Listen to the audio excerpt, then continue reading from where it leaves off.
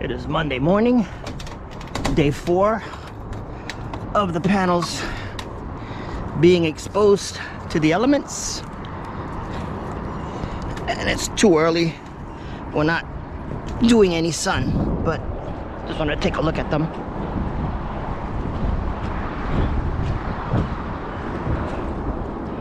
So right now, I'm looking at these little metal strings. I think they're called diodes, to see if there's any of them that are popped up or puffy or burned. And so far, these panels, after being left out here for 4 days straight, they're wet because of the morning dew, but they're in okay condition. There's nothing, no damage. Safe to assume that their IP rating is correct. I really like this. All right, let's hope we have a better day today, although it doesn't look like it. We got some blue out today. Maybe we'll get lucky. Let's see how the clouds are over there. It's a little hazy, but we'll see what we can come up with.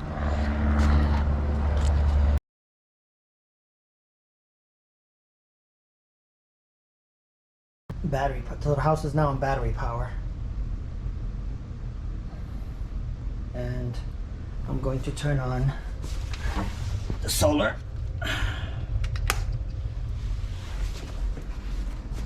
Okay. And basically what we're going to try to do is we're going to try to pull in as much solar as we're using. But so far it's not cooperating. Outside it's cloudy. So we're going to be cutting it close. We'll see how long we can last like this. I purposely drained the battery to do this test, hoping that we would have more sunlight outside. But we'll see what we can get. If we can keep these numbers, we should be okay.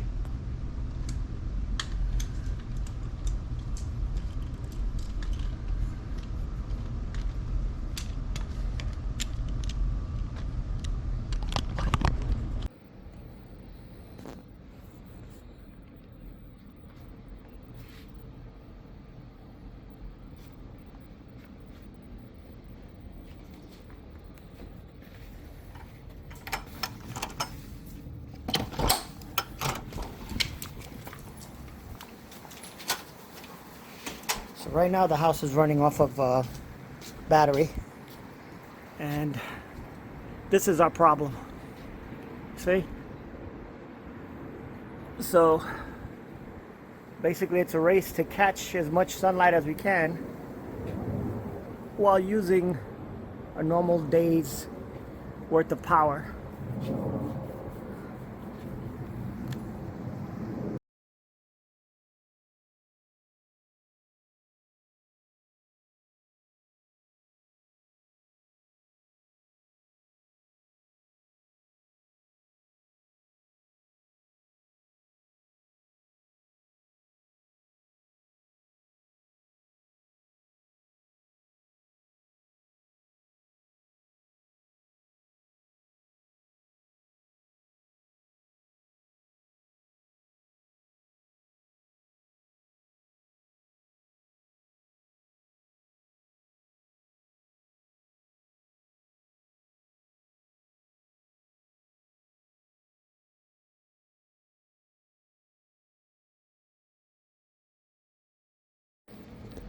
Alright, so the microwave is on.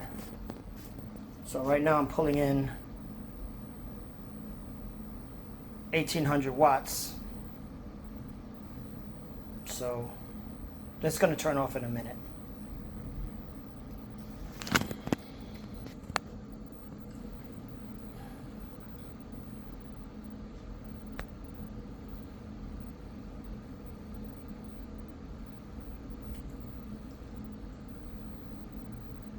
Yeah, but this is what I want. I want to be able to recharge my batteries without having to turn on the generator. And this is just from one stream. I have 2. With the Guardian version 2, I would be able to pull in twice as much power.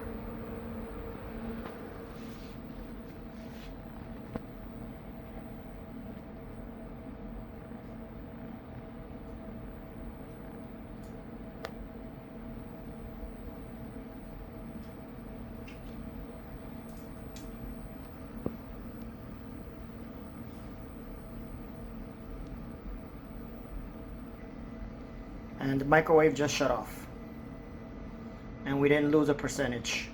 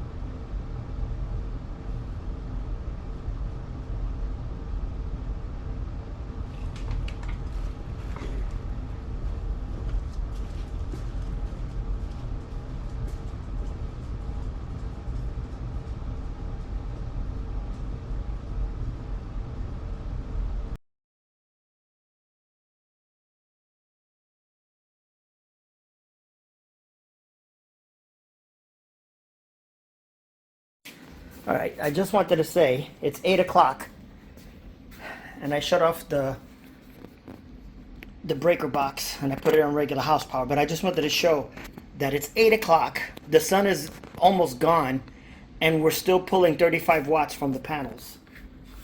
Look at this. Go outside. Look at this, look at this. The sun's gone. We're still pulling in power. We're still pulling in 35 watts of power. That's outrageous. All right.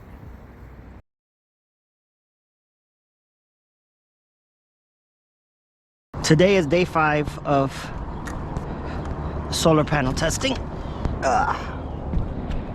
Let's go check out the 360s. Put the 240s out yesterday. Checking for diode damage, and there's none on that one. There's none on that one.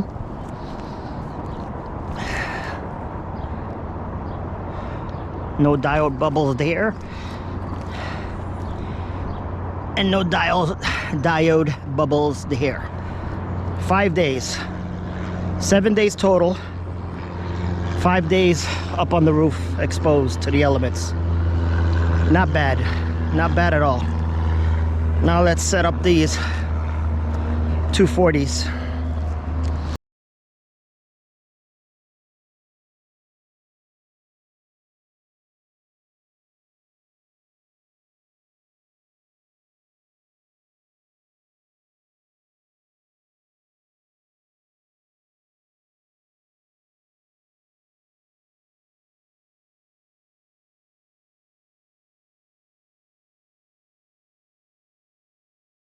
far as clouds, it's the same as every day. Out there, slightly northwest, is Tropical Storm Bertha. About 500 miles northwest that way. That's why we're getting all this circulation cloud cover. Man, what a beautiful morning. So what I had to do was to get them so that I can have them both together. I had to get my 16-foot data cable and moved the B2 over, so I don't have to worry about this. So now I can just record this. The top number to the right is the 240 panels. The bottom number to the left is the 360s.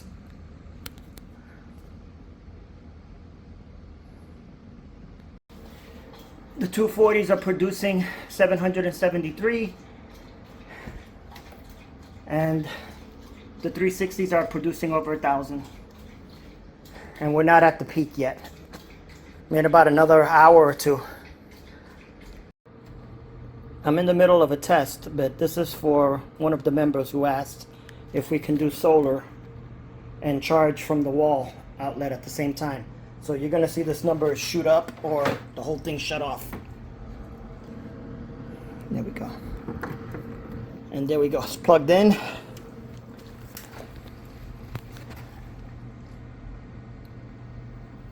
It is going. That's the combined, you see it right there? That's the combined power between solar and whatchamacallit, and plug. So yeah, it works. So that takes care of that. I'll post a video right now.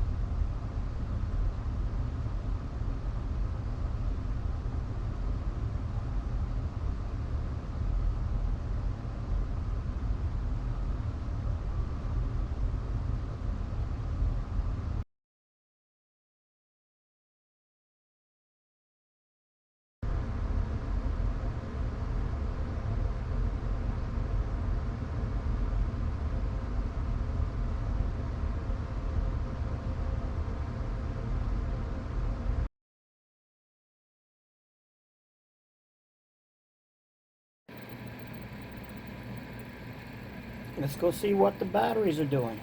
So it's a little after 2:30 and we're getting, let me set this straight, 1,080 from the 360s and 820 from the 240s.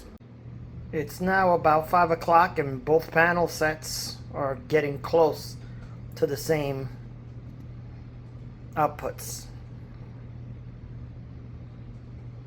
Alright, this is where we ended up. 80% with no loads. All day solar. And actually 65, 64, 54. They were getting close to getting, how you call it, synced up.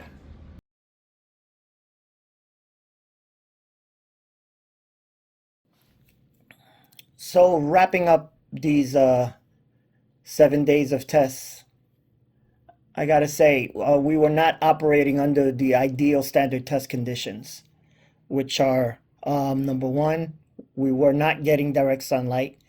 Number two, it was hotter than 77 degrees. Number three, it wasn't the perfect angle and orientation.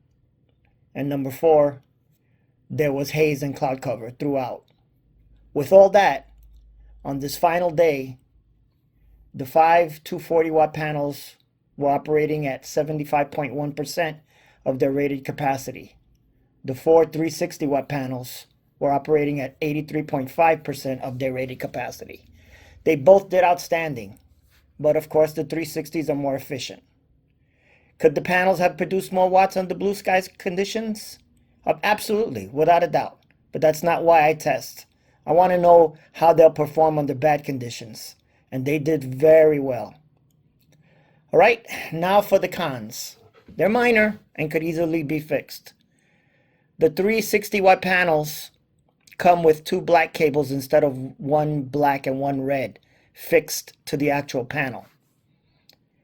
I messed up when I was up on the roof. I saw that the black wire from my house was a male, and the wire from the panel that I had in my hand was also male.